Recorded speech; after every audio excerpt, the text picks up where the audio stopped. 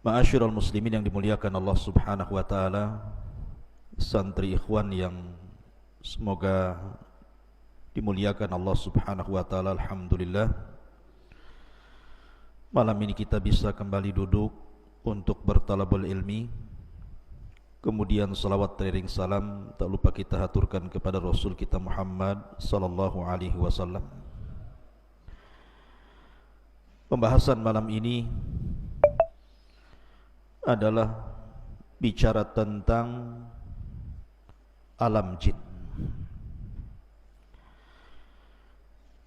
Apalagi kita di hutan ini banyak jinnya. Jadi biar kita tahu alam jin itu seperti apa. Ma'asyiral muslimin yang dimuliakan Allah Subhanahu wa taala. Bicara tentang jin, maka Al-Quranul Karim menetapkan adanya jin, bahkan dijadikan satu nama dalam surat Al-Quran, suratul jin. Dan kita tahu bahwa jin adalah makhluk kedua yang diciptakan Allah Subhanahu wa taala setelah para malaikat. Baru setelah jin Allah ciptakan manusia. Sering kita dengar di masyarakat, terkadang ada orang yang bercerita bahwa saya mendengar suara-suara aneh. Yang lain mengatakan ada yang memanggil-manggil. Yang lain juga bercerita, saya pernah tidur ketika hendak bangun susah sekali, kayaknya dikunci. Susah gitu ya. Ada orang yang lagi tidur itu susah mau bangun, kayak lagi dipiting sama jin itu. Yang lain, ketika saya lewat di sebuah tempat, kayaknya kok bulu semua berdiri, mulai bulu kaki sampai bulu kepala. Jadi macam-macam cerita di masyarakat itu tentang masalah jin dan syaitan. Lalu apa hakikat jin ini? Dan apa alaqah kaitan antara jin dan kita umat manusia ini? Ma'asyiral muslimin yang dimuliakan Allah Azza wa Jalla, dunia jin itu sebenarnya kurang lebih dengan kita. Di antara jin itu ada yang ahli salat, ahli puasa, ada yang umroh, ada yang haji, ada yang ahli sedekah, ada yang ahli zikir, bahkan ada yang mujahidin fi sabilillah.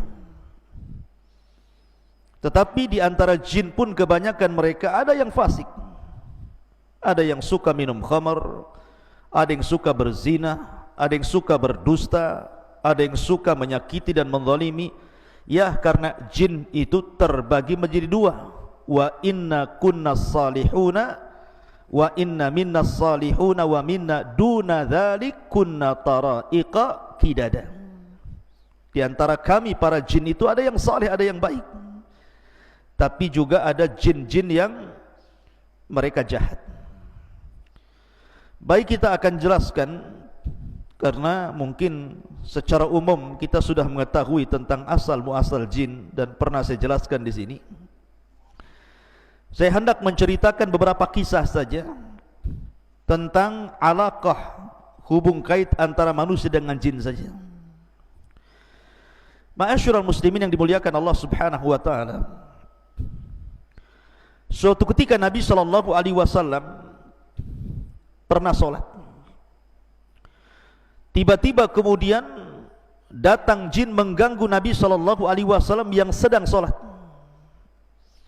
Maka Rasul marah, kemudian Rasul menangkap jin itu kemudian mencekiknya. Saking kerasnya Rasul mencekik jin itu sampai keluar air liurnya.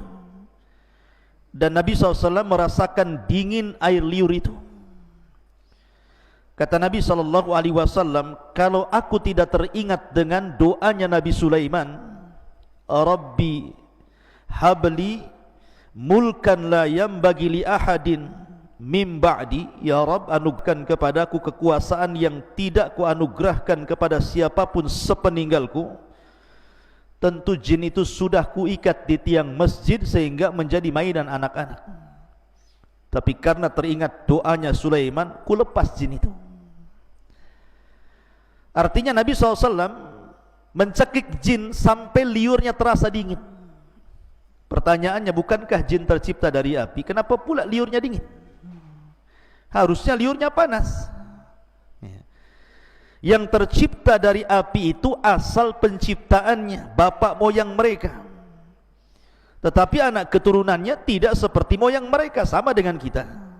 Bapak moyang kita tercipta dari tanah. Tapi apakah kemudian ketika orang dipotong tangannya tiba-tiba keluar tanah? Kan tidak juga. Ya, tetap saja keluar darah gitu ya. Itu hanya awal penciptaan saja. Makanya kenapa jin juga disiksa di neraka merasa sakit, sama dengan manusia dipukul tanah juga sakit. Kalau nggak percaya saya pukul antum pakai tanah liat. Kalau nggak menjerit, nah, saya kasih uang 100.000. Ma'asyiral muslimin yang dimuliakan Allah Azza wa Jalla. Lah, kalau kita melihat cerita-cerita di masyarakat kan macam-macam tuh. Apalagi penakut. Penakut itu biasanya pohon pisang pun jadi setan biasanya. Coba saja orang yang takut lewat kuburan. Sebenarnya di kuburan tidak ada apa-apa. Mungkin ada pelang warna putih. Itu lari terbirit-birit disangka kuntilanak itu. Itu penakut loh ya. Terkadang seseorang yang saking takutnya, mungkin ada kucing nabrak kaleng kongguan kemudian jatuh prang begitu ya. Itu ketakutan disangka ada setan tuh di belakang itu. Atau terkadang kita lihat angin, kemudian ada pohon goyang-goyang, kemudian bayangannya itu ikut goyang-goyang juga kan. Nah, disangka setan itu. Langsung bulu kuduk berdiri semua tuh. Pertanyaannya ikhwatu fiddin muliakan Allah Azza wa Jalla, mungkinkah seseorang itu melihat jin? Sebagaimana yang ma'ruf di masyarakat gitu ya. Maka kita katakan bahwa Allah Subhanahu wa taala berfirman, innahum yarakum min haitsu la tarawnahum. Mereka yang melihat kita, kita yang tidak melihat mereka. Artinya jin itu bagi kita alam gaib. Jangankan jin, di zaman Nabi SAW banyak orang-orang munafik. Rasul tidak tahu siapa satu munafik itu, kecuali setelah diberitahu Allah, kemudian dicatat oleh Hudzaifah ibnul Yaman siapa nama-nama munafik. Kalau Allah tidak memberitahu siapa munafik di zaman itu, selamanya Rasul tidak tahu mana satu yang munafik. Artinya munafik saja kita tidak tahu ya di zaman Nabi SAW, apalagi jin. Maka seseorang kemudian kalau masuk ke alam jin, kemudian tahu tentang masalah jin tanpa didasarkan Al-Quran dan Sunnah, ketahuilah bahwa dia itu pendusta. Contoh saja, dulu kan ada tayangan apa itu? Ghostbuster ya, yang nangkap jin dimasukkan ke botol itu loh. Nah, ada tuh, tangkap masuk botol, ditutup botolnya, dia udah tahu lubang botol bawahnya itu, lepas lagi, ya kan? Kan ada orang yang narik jin, kononnya dimasukkan ke dalam botol. Ikhwatu fiddin muliakan Allah Azza wa Jalla, kita katakan ini dusta, ini acting saja. Kenapa kita katakan dusta? Karena Allah yang mengatakan innahum yarakum min haitsu la tarawnahum. Mereka melihat kita, kita tidak melihat mereka. Macam mana kemudian menangkap jin dimasukkan ke dalam botol, sementara nas Al-Quran mengatakan kita tidak mampu melihat mereka, sementara mereka melihat kita? Kalau gitu tidak adil Ustaz. Enak kali jin melihat kita, kita tak bisa lihat jin. Allah Maha Adil. Ketika di dunia kita tidak bisa melihat jin dan jin bisa melihat kita, kelak di sorga Allah balik alamnya, di mana kita bisa melihat jin dan jin tidak bisa melihat kita. Itulah kebalikannya dan keadilan Allah Subhanahu wa taala. Akan tetapi ketika jin-jin itu tasyakul, beralih rupa, maka kita mungkin melihatnya. Bisa saja seseorang kemudian melihat ada burung hantu, disangka hantu karena ada hantunya, burung hantu. Kemudian kucing garong warna hitam, disangka setan, ya kan? Padahal garong dia, ya. Jadi mungkinkah kemudian jin-jin itu tasyakul dan seseorang bisa melihatnya? Maka kita katakan kalau itu yang terjadi bukan dalam bentuk asli, mungkin. Saya akan bercerita beberapa kisah ya di zaman para sahabat. Pertama kisah Abu Hurairah radhiyallahu an. Suatu ketika Abu Hurairah radhiyallahu an itu ditugaskan Rasul untuk menjaga Baitul Mal, menjaga pembendaharaan Baitul Mal. Rupanya di malam itu ada pencuri masuk ke Baitul Mal mencuri gandum. Satu karung, kemudian lari dibopong. Abu Hurairah melihat pencuri ini langsung mengejar, kemudian menangkap. Rupanya pencuri ini adalah orang tua dan mengatakan, "Ya Aba Hurairah, ana syaikhun kabir, faqirun, dhu iyalin, wa ma ataituka illa min hajatin, wa ma asabtu syai'an dunak, ma ataituka," bla bla bla bla. Bahasa kita ya. Maka syaitan mengatakan, ataupun orang ini mengatakan pencuri ini, "Ya Abu Hurairah, saya ini orang tua, fakir, punya keluarga, dan saya tidak mungkin mencuri kecuali karena sebuah hajat kebutuhan, karena mereka butuh makan, makanya aku terpaksa mencuri. Lepaskanlah Abu Hurairah." Akhirnya Abu Hurairah karena kasihan dilepaskanlah pencuri ini. Keesokan harinya berjumpa dengan Rasul. Sebelum kemudian Abu Hurairah bercerita, Jibril sudah ngasih tahu, dan Rasul sudah mewanti-wanti, "Ya Aba Hurairah, fa innahu sayaudu al-bariyah, fa innahu sayaudu fil lail." Wahai Abu Hurairah, orang itu akan kembali nanti malam. Betul, rupanya malam kedua mencuri lagi, ketangkap lagi, minta uzur lagi, dilepas lagi. Sampai ketiga kali Abu Hurairah mengatakan, "Tidak, ini sudah ketiga kali kau mencuri, tidak mungkin aku lepas, akan kuhadapkan kau kepada Nabi SAW." Maka orang ini mengatakan, "Gini saja wahai Abu Hurairah, lepaskan saya. Maukah ku ajarkan kepadamu? Maukah ku ajarkan kepadamu sesuatu yang kalau kau baca, setan akan lari darimu. Setan akan lari darimu." Kemudian orang ini mengatakan, "Ya Aba Hurairah, apabila engkau hendak beranjak ke pembaringanmu, bacalah suratul kursi, maka tidak ada setan yang bisa mendekatimu sejak kau tidur sampai kau bangun." Habis itu Abu Hurairah melepaskan orang ini. Keesokan harinya dia berjumpa dengan Nabi SAW dan mengatakan, "Abu Hurairah, tahukah kamu orang yang kau tangkap 3 malam berturut-turut itu?"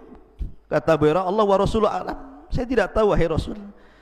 Kata Nabi SAW, "Fa innahu syaitan." Dia adalah setan.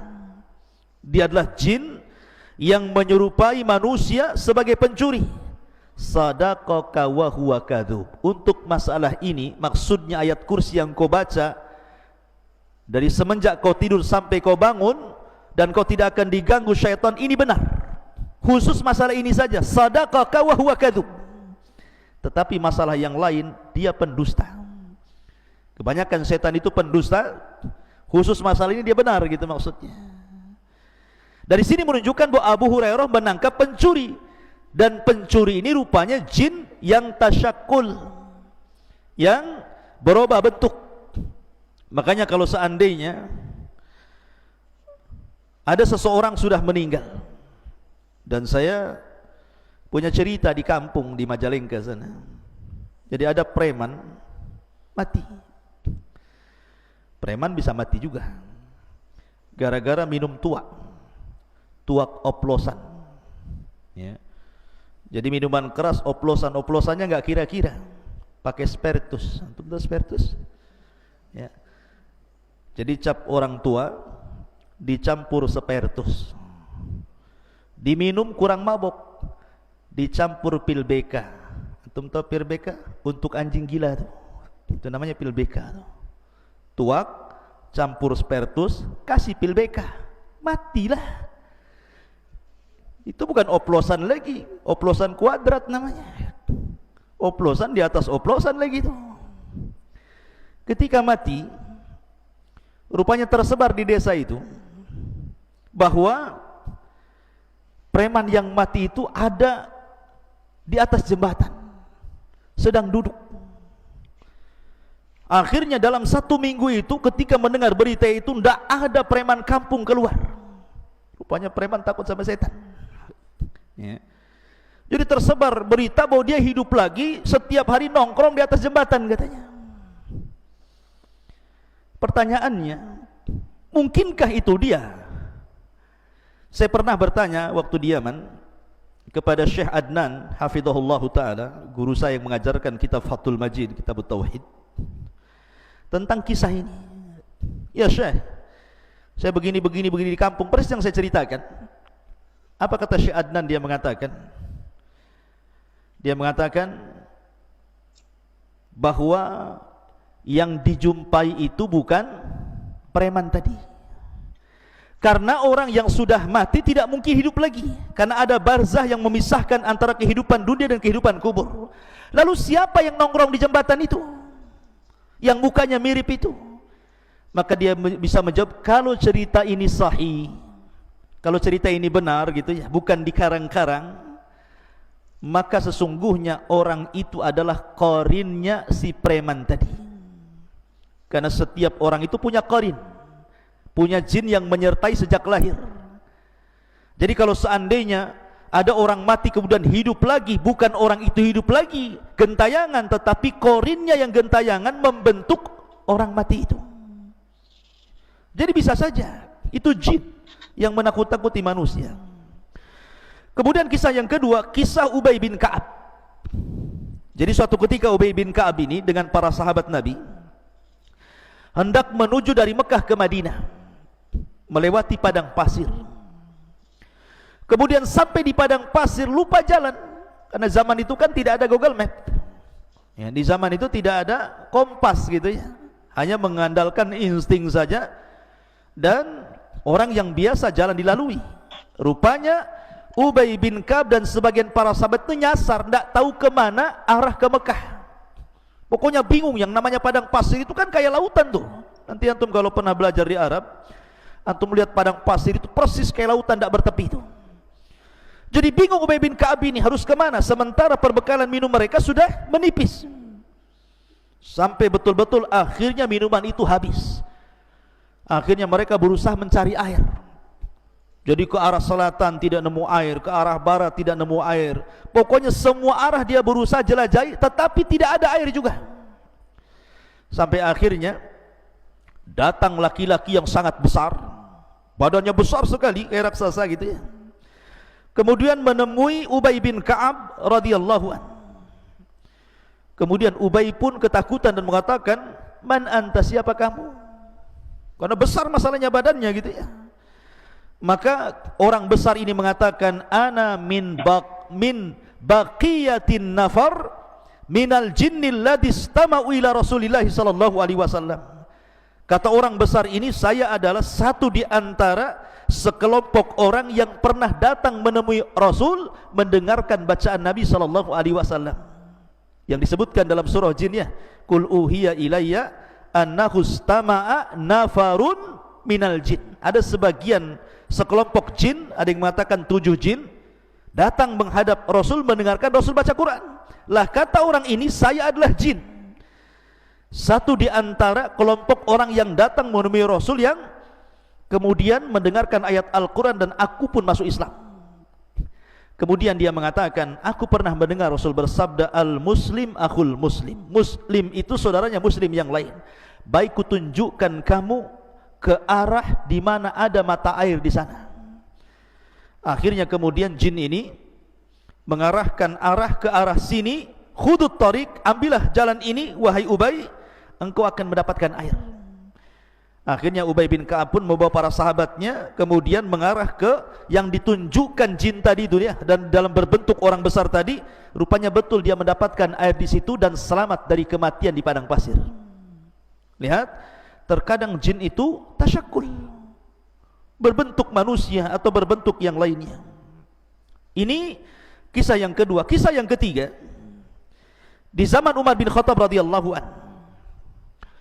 Jadi ketika para sahabat Nabi SAW berada di Yamamah, ketika dalam kondisi perang, tiba-tiba salah seorang sahabat berjumpa dengan orang yang penampilannya aneh. Orang yang penampilannya aneh mengatakan kepada sahabat ini dan mengatakan, dari mana kalian? Dia mengatakan, kami pasukan perang yang diutus oleh Amirul Mukminin Umar bin Khattab radhiyallahu anhu. Kemudian sahabat ini bertanya, man anta, siapa kamu? Maka orang yang aneh ini mengatakan, ana minan Nahawan, saya dari Nahawan. Dan Allah saufa yaftahullahu ala Nu'man ibn Bashir walakinnahu ustushhid. Tiba-tiba dia mengatakan, sebentar lagi kan kalian akan menyerbu Nahawan, kupastikan kalian akan menang. Tetapi yang memimpin perang kalianlah Nu'man bin Thabit, Nu'man bin Bashir afwan. Tetapi dalam peperangan itu Nu'man akan mati syahid. Kagetlah orang ini. Oh, belum perang kok dia bisa meramalkan seperti itu. Masalahnya, kalian kan akan berangkat ke Nahawan, menyerang Nahawan, tetapi Allah akan menangkan kalian di tangan Nu'man ibn Bashir, tetapi Nu'man akan mati syahid di situ. Akhirnya orang ini, sahabat ini langsung lari menuju Umar bin Khattab radhiyallahu anhu dan mengatakan, ya Amirul Mukminin, tadi saya berjumpa dengan orang yang aneh. Tiba-tiba dia mengatakan bahwa kita akan memenangkan Nahawan, tetapi Nu'man bin Bashir akan mati syahid di situ. Kata Umar bin Khattab radhiyallahu anhu mengatakan, ya, tahukah kamu siapa dia? Maka sahabat ini mengatakan, tidak tahu hai Amirul Mukminin. Kata Umar bin Khattab radhiyallahu anhu, dia mengatakan, dialah Usaim baridul jin. Dialah Usaim, satu di antara jin-jin yang saleh.